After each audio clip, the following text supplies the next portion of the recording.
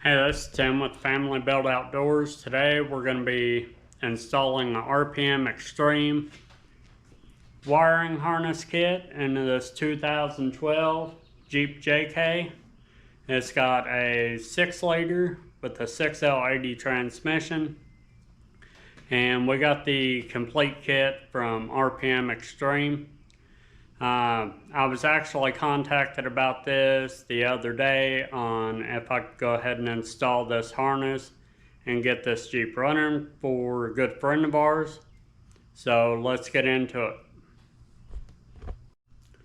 Alright, so this is what you'll be receiving in the RPM Extreme kit. You've got your AC lines to adapt from the LS motor to the AC system on the JK. You're going to get your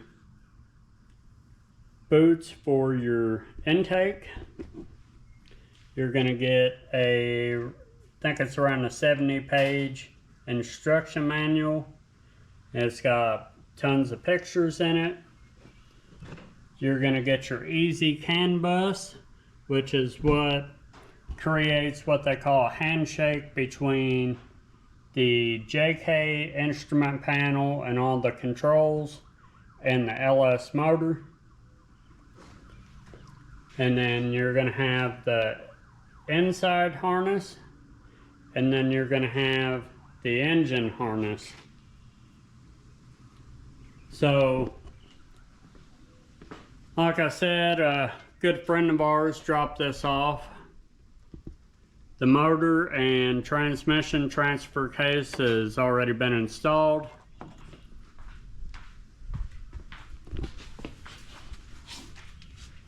It's the 6L80 transmission. And then it's already got the exhaust ram, transfer case adapter. Everything's done except for the wiring harness. Okay, this instruction manual has all the overviews on what you need to do, the wire splicing guides for the map sensor, alternator,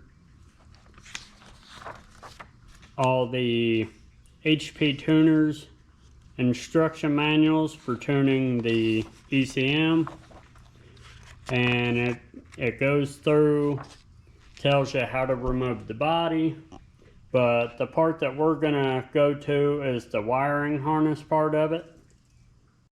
Okay, we're gonna flip around to the harness install under hood page, and we will go through and start with one and go till we get done.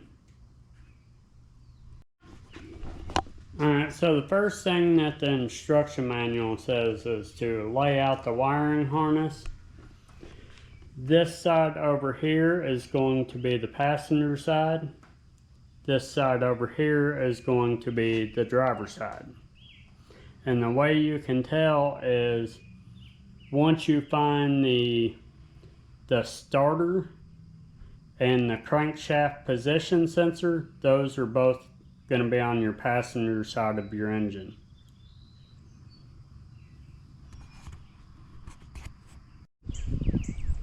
Alright, so I had to go and get a chair.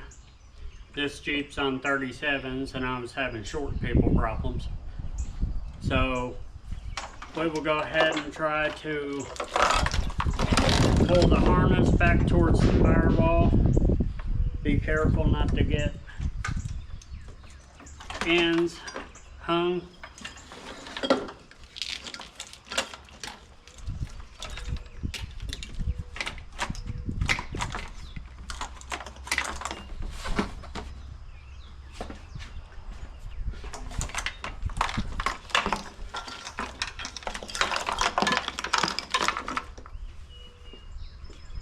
We can straighten all this up once we get everything plugged in.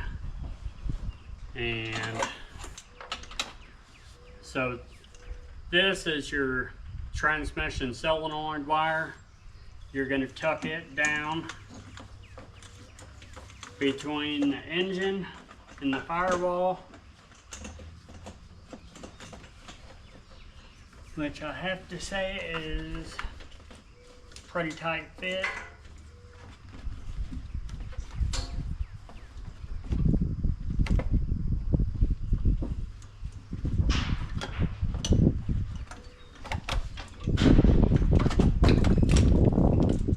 Be careful not to pull any of your wires out of your harness.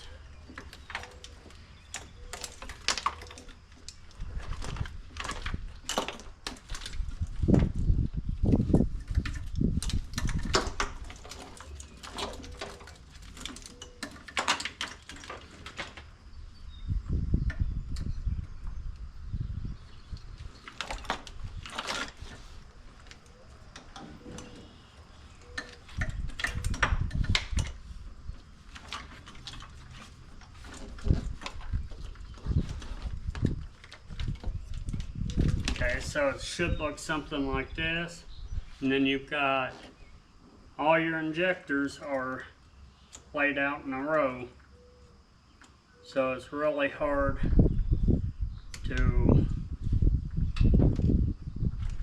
mess that part up.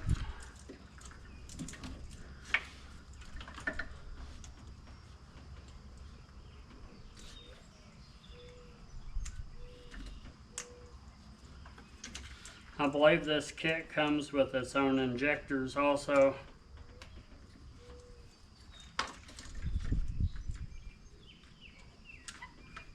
Really, once you start laying everything out with as good as RPM Extreme did this kit, everything should fall right into place.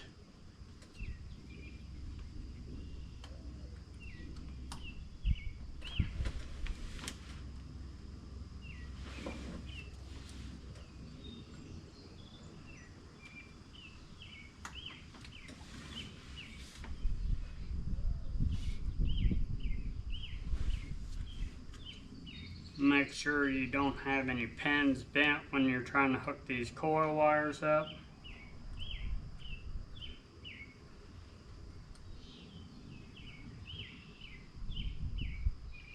Just take your time.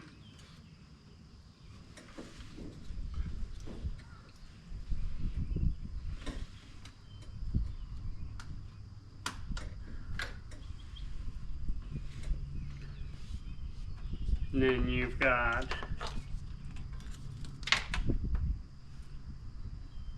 your engine temperature sensor.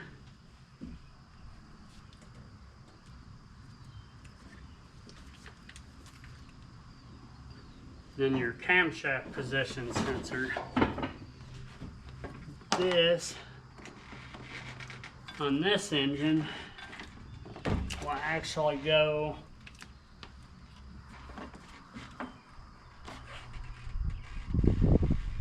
down to the front of the block.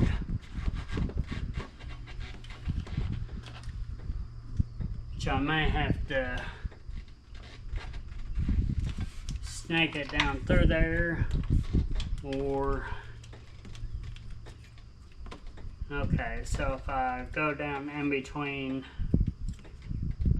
the throttle body and the water pump, I can get it in there. Okay, so to put the camshaft position sensor on, make sure you stretch, because you're about to become a contortionist. It is very hard to get to. And if your vehicle has ever been off-roading, make sure you wear safety glasses, because you will have dirt fall on your eyes, which is about every off-road vehicle. And there is also another sensor, I believe, for the variable valve timing. It's on the opposite side where you hooked the camshaft position sensor up to.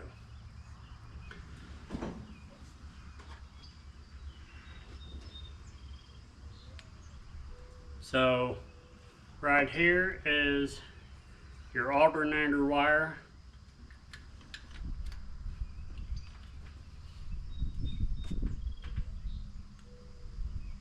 here is your VVT solenoid. We will find that in a second. And this is your 4x4 mode sensor. I believe it's down on the axle. This has got the Dana 44.